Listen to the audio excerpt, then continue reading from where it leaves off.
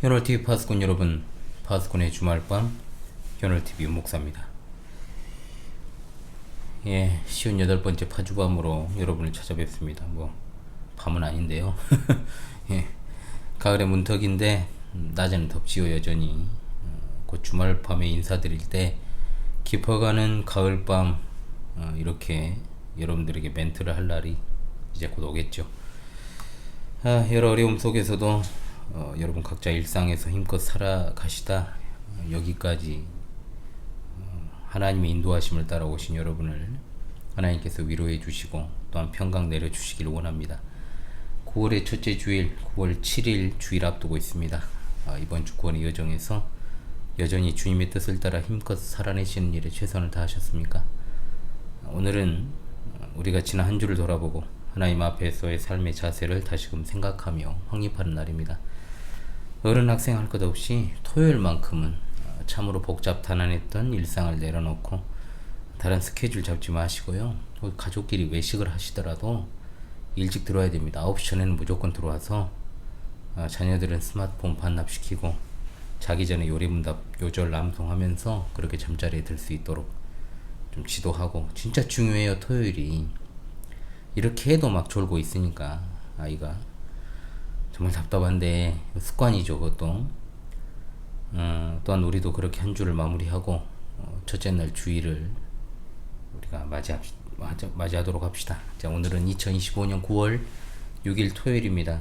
우리의 모든 것 되신 하나님께 기도하며 58번째 파수꾼의 주말밤 시작하도록 하겠습니다. 기도합니다.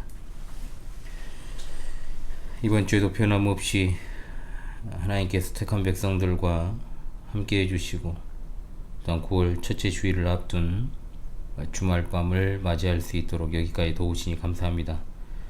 9월에도 변함없이 하나님의 은혜와 사랑 가운데 주님의 택하신 백성과 함께 해주실 것을 믿습니다. 아무리 맹렬한 더위라 해도 결국 하나님이 새로운 계절을 주시는 줄을 믿습니다. 사람도 세상도 온전하지 못한 모습들이 많습니다. 그러나 하나님의 백성으로서의 우리 모습은 절대 흔들리지 않고 심신이 지칠 때라도 속히 털고 일어나 하나님 바르게 섬기며 정도로 나아가게 하시고 또한 배도가 부르닥치는 시대에도 성별하여 살아갈 수 있기를 간절히 원합니다. 하나님이 주시는 은혜만을 의지하고 살아가는 하나님의 백성들을 늘 기억해 주시기를 간절히 원합니다. 일상에서 하나님을 의지하고 하나님의 말씀을 따라 살아가는 삶이야말로 이 세상에 속한 하나님이 없다 말하는 어리석은 자들로부터 승리하는 비결임을 믿고 나아갈 수 있도록 성령으로 충만하게 인도하여 주옵소서. 오늘도 파수꾼의 주말밤을 통하여서 미가서를 통해 주시는 하나님의 뜻을 이제 마지막으로 깨닫는 은혜의 시간 갖고 주님이 허락하실 은혜의 주일 맞이하고자 합니다. 이 험악한 시대에 하나님의 말씀을 따라 살아가는 믿음으로 흔들리지 않게 하시고 굳건하게 서서 주님께서 교회의 기초로 세우신 사도들의 말로나 편지로 가르침받은 신앙의 전통을 굳건하게 지켜나가는 진리의 파수꾼이자 증인들로 견고히 서게 도와주옵소서. 이 시간 연약한 자가 하나님 말씀 조금 풀어 해석하고 해설하기 원합니다. 성령께서 듣는 이들의 마음 가운데 조명하시고 위로와 평강과 확신을 충만히 내려주시오며 또한 전하는 자의 입술을 주장하여 주시옵소서. 우리 주 예수 그리스도의 이름 받들어 기도하옵나이다. 아멘. 예, 미가서 마지막 시간이죠. 이번 주는 7장 네 번째 시간입니다. 미가 마지막 시간으로 18절로 20절 끝으로 마무리하고 그렇게 미가서를 정리하겠습니다. 먼저 본문을 읽겠습니다. 주와 같은 신이 어디 있으리이까? 주께서는 죄악과 그 기업에 남은 자의 허물을 사유하시며 인애를 기뻐하심으로 진노를 오래 품지 아니하시나이다. 다시 우리를 불쌍히 여기셔서 우리의 죄악을 발로 밟으시고 우리의 모든 죄를 깊은 바다에 던지시리이다. 주께서 옛적에 우리 조상들에게 맹세하신 대로 야곱에게 성실을 베푸시며 아브라함에게 인애를 더하시리이다. 아멘. 예, 자, 18절로 20절은 하나님의 용서하심에 대한 소망이다 라고 제목을 붙일 수 있을 것 같습니다. 미가 선지자가 마지막 메시지를 하나님의 용서와 인애 그리고 언약에 대해서 신실하심에 대한 소망으로 끝을 맺습니다. 미가는 하나님께서 남은 자의 죄악과 허물을 용서하시고 모든 죄를 제거해 주실 것을 소망하고 있습니다. 그리고 야곱과 아브라함에게 하신 언약의 맹세에 따라서 성실과 인애를 베풀어 주실 것이다 라고 찬양을 하고 있죠. 자, 먼저 18절로 19절입니다. 용서와 인애요 하나님에 대한 메시지죠. 미가는 자신의 메시지를 하나님이 이스라엘을 용서해 주실 것으로 소망하며 끝을 맺습니다. 주와 같은 신이 어디 있으리까 라고 했지 않습니까? 이건 미가 자신의 이름의 뜻과 같아요. 미가의 뜻이 뭡니까? 여호와와 같은 이가 누구인가입니다. 즉 미가가 오직 하나님만 가지고 있는, 즉 다른 어떤 신들과 비교할 수 없는 하나님의 성품으로 말하는 건 하나님의 전능함과 전지함이 아닙니다. 그것은 하나님의 죄 용서하시는 은혜입니다. 반복적으로 말하기를 하나님은 죄악을 짊어지시고 남은 자들의 허물을 사유하시며 진노를 오래 품지 않는 분이시다. 그 이유는 하나님은 죄를 미워하고 진노하시는 분이시나 미가는 하나님이 진정으로 기뻐하시는 것은 헤세드, 그 용어가 자주 나오잖아요. 언약에 근거한 사랑과 자비를 베푸시는 것이다 라고 말합니다. 하나님께서 인애를 기뻐하심으로 6장 8절에서 여호와께서 구하시는 것은 정의를 행하며 인자를 사랑하며 겸손하게 내 하나님과 함께 행하는 것이 아니냐 했습니다. 이 사랑은 하나님이 믿음의 조상들과 맺은 언약에 근거하여 자신의 충실함을 드러내는 사랑입니다. 그런데 이 은혜를 받는 사람들은 전체가 아닙니다. 특정한 사람들입니다. 그들이 바로 하나님의 기업의 남은 자들입니다. 19절은 하나님의 죄 용서를 더 구체적으로 말합니다. 백성들의 죄악으로 인해 그 얼굴을 가리고 그들을 심판하여 재앙으로 멸망시켰지만 하나님은 그들을 향하여 얼굴을 돌이켜 불쌍히 여기십니다. 불쌍히 여긴다라는 말은 어머니가 자식을 대하는 심정으로 하나님께서 죄를 지은 의인을 불쌍히 여긴다는 뜻이죠. 우리의 죄악을 발로 밟으시고라는 표현을 통해서 하나님께서 남은 자를 불쌍히 여기신 것은 그들 스스로 이길 수 없는 죄의 문제를 해결하기 위해 하나님께서 전격적으로 개입을 해서 완전하게 그것을 제압해 버리신다는 뜻입니다. 그리고 그들의 모든 죄악을 바다에 던져 넣어버립니다. 이것은 하나님께서 죄를 완전하게 소멸시켜 버렸다는 뜻이요, 다시는 죄가 자기 백성을 공략하지 못하게 했음을 강조하는 행동입니다. 깊은 바다에 던져 넣는 것에서 떠오르는 건 뭐냐? 출애굽 당시 하나님께서 이집트 군대를 홍해에 던져 넣으신 것, 15절에서 내가 애굽 땅에서 나오던 날과 같이 내가 그들에게 이적을 보이리라고 했기 때문에 홍해 사건과 10가지 재앙과 같은 기적이 펼쳐질 줄로 생각할 수 있지만 하나님께서는 자기 백성의 죄를 깊은 바다 가운데 던지셔서 그 죄가 다시는 자기 백성을 유혹하여 넘어지지 않게 하십니다. 대상은 다르지만 죄를 깊음 가운데 던져 넣어 하나님께서 자기 백성들의 죄악을 완전히 제거하고 다시는 자기 백성에게 죄의 문제가 발생하지 않게 하신다라는 겁니다. 자, 20절, 마지막이지 20절은 조상들과 맺은 언약을 기억하시는 하나님을 조명하고 있습니다. 자, 20절은 하나님이 남은 자에게 자비를 베푸셔서 죄를 용서하신 이유가 무엇인가? 그걸 설명하고 있죠. 그것은 바로 하나님께서 야곱에게 자신의 진실하심을 보여주고 아브라함에게 충실한 모습을 보여주실 것이기 때문이다. 언약적 자비는 자주 등장하는 헤세드입니다. 미가는 특별히 하나님이 아브라함과 야곱에게 했던 맹세를 상기시킵니다. 창세기 22장에서 최근에도 우리가 이것을 살폈습니다마는 하나님께서 아브라함에게 이삭을 번지로 바치도록 시키셨죠. 하나님의 명령에 순종한 아브라함에게 하나님께서 맹세하기를 아브라함에게 큰 복을 주고 그의 후손들을 크게 번성하게 하며 그 대적의 성문을 차지하게 하고 그의 후손을 통해서 천하 만민이 복을 받을 것이다 라고 했습니다. 이때 하나님은 이 일의 성취를 보증하기 위하여 아브라함에게 나를 가리켜 맹세하나니 라고 했습니다. 하나님이 야곱에게 약속하실 때는 맹세라는 표현을 쓰지는 않으셨지만 아브라함에게 했던 약속과 동일한 내용을 베델에서 하셨습니다. 맹세라는 표현이 없다고 해도 하나님의 약속 그 자체가 맹세와 다를 바가 없이 동일하다라고 하는 겁니다. 그러나 아브라함에게 한 맹세의 직접적 수혜자는 바로 아브라함과 야곱의 후손들이자 남은 자들로 표현된 하나님의 백성들입니다. 미가는 이 맹세와 약속에 근거해 하나님께서는 남은 자들을 용서하실 것이다 라는 희망으로 메시지를 마무리하고 있습니다.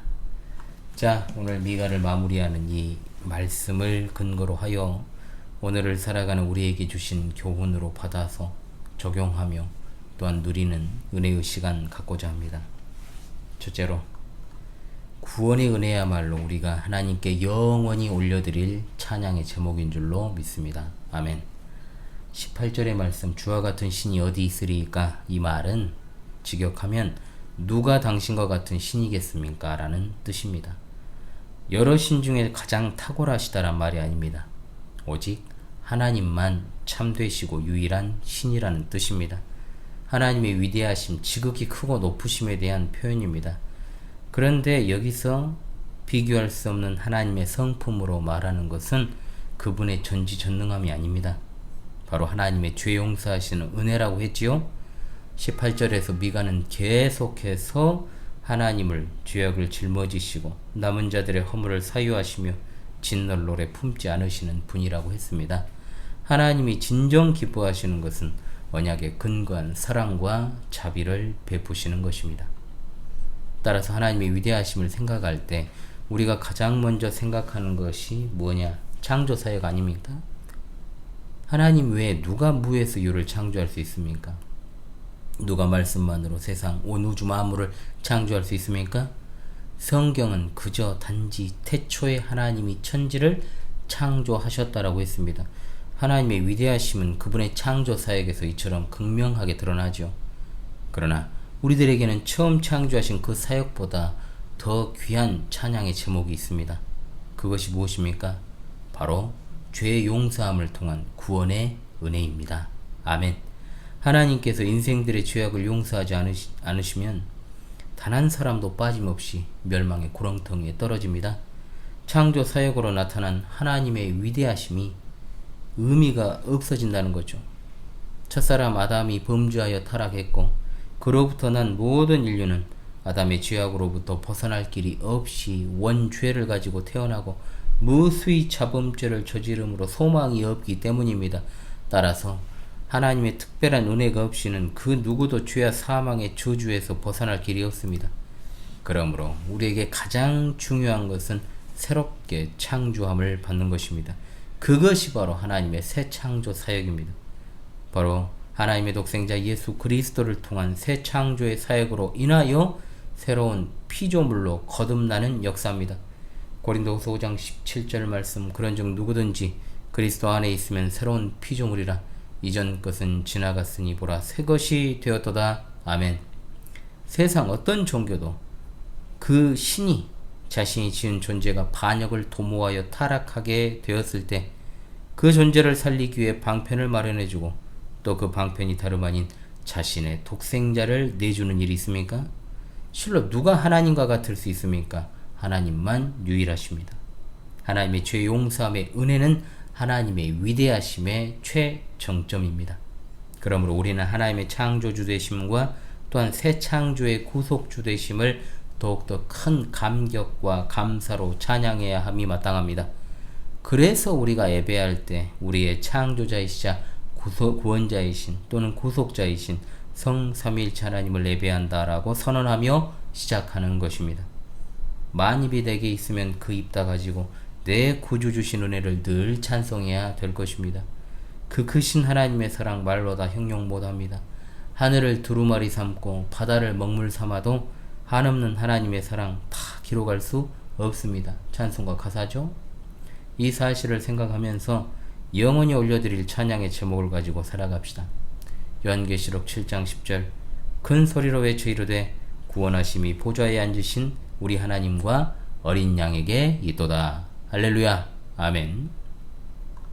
둘째로, 하나님은 아무리 극악하고 무수한 죄라도 능히 제거하시는 분이심을 믿습니다. 아멘. 19절에서 하나님은 우리의 죄악을 제압하신다라고 했습니다. 우리 성경은 발로 밟으신다라고 했잖아요. 아울러 우리 모든 죄를 깊은 바다에 던지실 것이다라고 했습니다. 이를 통해서 알려주시는 것은 한 가지입니다. 바로 하나님의 사유하심, 즉 용서하심은 완전하다라고 하는 겁니다. 용서하신 이상 그 백성 사랑하시고 더 이상 책임 묻지 않으십니다. 예수 그리스도께서 십자가에서 죽으실 때 하나님 백성 죄 전체에 대한 형벌을 다 받으셨습니다. 이는 분명 자기 백성을 그들의 죄에서 구원할 자로 오신 예수 그리스도의 사역으로 인한 것입니다. 자기 백성의 모든 죄에 대한 형벌과 진노를 독생자이신 예수 그리스도께 퍼부으신 하나님, 그것이 바로 십자가에서 이루어진 형벌입니다. 그러므로 하나님께서 택한 남은 자, 언약 백성, 자기 백성들, 그들이 받을 형벌이 다 사라진 것입니다. 다 치러진 것입니다. 지옥에 가야 될 이유가 남김없이 완전히 깨끗하게 사라진 것입니다. 그리스도께서 죽으심으로 하나님의 백성들이 원래 받아야 할 모든 형벌을 치르셨고 그들이 하나님께 받아들여질 공로를 100% 확보하셨습니다. 이것이 바로 예수님께서 이루신 공로입니다.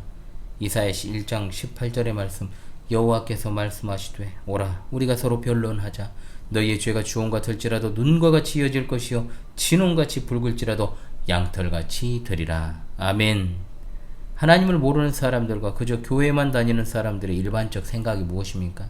누군가 죄를 지으면 그 죄 중에는 용서할 수 없는 죄가 있고 용서받지 못할 죄가 있다라고 생각합니다.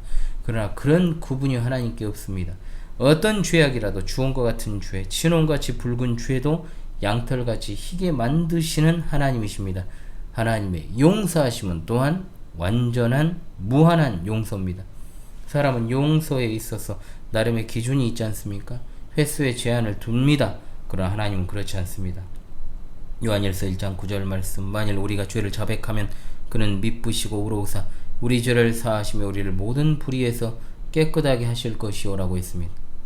아울러 하나님이 용서하시면 완전하다 그랬습니다. 우리는 뒤끝이 있잖아요. 말로는 용서했다고 하고 잊지 않으려는 심리가 있죠. 그러나 하나님은 영원히 잊어버리십니다. 그런데 우리는 용서했다고 해도 다른 또 잘못을 범하면 과거의 죄를 끄집어내가지고 들이대면서 가중 책임을 묻잖아요. 또한 세상에서 아무리 수용생활을 해가지고 죄에 대한 대가를 치러도 범죄자, 전과자로 낙인이 한번 찍힌 이상 온전한 생활이 불가능하지만 하나님께서는 용서하신 일에 대하여 다 잊으시고 그것을 다시는 도마 위에 올리지 않습니다. 하나님의 죄를 사유하시면 이와 같은 것입니다. 죄를 지었던 자가 평안과 기쁨을 누릴 수 있는 것은 바로 이와 같은 하나님의 완전하심 때문입니다. 당연히 죄를 범하여 이웃에게 피해를 끼쳤다면 죄를 범한 당사자에게 용서를 구하는 것은 당연합니다. 이를 오해하는 사람들이 아직도 교회 안에 있지 않습니까? 자신의 죄를 인정하고 회개하는 대신에 퉁치기 전략을 쓰는 자들도 있습니다. 적당히 죄를 희석시키고 상쇄하려는 심리 아닙니까? 누군가에게 죄를 범했다면 그에게 용서를 구해야 되고 상대방이 용서해 주지 않는다고 해도 계속 용서를 구하는 것이 맞습니다. 그렇지 않고 하나님께서 나를 용서해 주셨으니 그에 따른 종교적인 행위로 적당히 때우려고 해서는 안 됩니다. 이것은 하나님의 진노를 사는 행위가 될 수 있습니다. 바르게 이해합시다. 시편 86편 5절 말씀, 주는 선하사 사자하기를 즐거워하시며 주께 부르짖는 자에게 인자하심이 후하심이니이다. 아멘. 이사야 43장 25절입니다. 나는 나를 위하여 내 허물을 도말하는 자니 내 죄를 기억하지 아니하리라. 아멘. 셋째로, 우리 역시 하나님께 한국교회 회복을 위해서 기도해야 될 것입니다. 미가서의 마지막이 하나님께서 그날이 되면 자기 백성들을 땅끝에서 돌아오게 하는 대회복이 일어나게 하시고 대적들을 땅에 기는 벌레처럼 만드는 일을 할 것이라고 앞서 하시지 않았습니까? 이런 대회복의 메시지를 말하고 있음에도 불구하고 미가는 자신의 이름의 뜻에 걸맞게 주와 같은 신이 어디 있으리까라고 말하며 하나님께서 옛날 출애굽과 가나안 정착 시기처럼 회복시켜 달라고 기도합니다. 미가는 분명 이스라엘 가운데 의인이 없다고 한탄했지만 하나님께 그럼에도 불구하고 회복을 위해서 기도했다는 겁니다. 바야흐로 한국교회는 자정 능력을 상실한 듯 보입니다. 과연 돌파구가 있는가 싶을 정도로 주된 주요 교단 신학과 신앙이 어그러지고 또한 지교회가 부패하고 타락하고 쇠퇴하는 실정에 놓여 있지 않습니까? 내부에서부터 빠르게 무너지고 있고 외부의 대적들에 대해서 효과적이고 적절한 대처를 취하지 못하며 비본질적인 일에 아직도 매여 있고 아직도 과거적인 그 습성에서 벗어나지 못하며 심지어 본질적인 문제에 대해서는 적당한 태도로 일관하는 이중성을 보이고 있습니다. 신학의 부패와 함께 늘 따라오는 도덕성 역시 상실되고 있고 교회를 향한 세상 사람들의 태도는 비난을 넘어서 종교의 필요성에 대한 의문까지 제기할 정도로 신뢰도는 바닥을 찍다 못해 지하로 내려가 버렸죠. 그러면 우리도 거기에 대해서 똑같이 비판하면서 나 홀로 독야청청하다는 사실을 자랑하며 살아가면 되는 것일까요? 나 홀로 산다와 같은 그런 마인드가 과연 맞습니까? 한국 교회의 대표가 바로 나라는 사실을 생각하며 한탄과 비판만 하지 말고 미가처럼 하나님께 회복을 위해 간청하고 기도하고 또한 하나님의 높으신 은혜를 찬양해야 될 것입니다. 참으로 어려운 시기 아닙니까? 하나님의 선민이었던 이스라엘이 어떻게 되었는지를 생각합시다. 그럼에도 불구하고 하나님께서는 끊임없이 선지자들을 보내셔서 그들의 실상을 들추시고 밝히시고 또한 회개를 촉구하셨습니다. 오늘날에도 마찬가지입니다. 우리 자신을 돌아봅시다.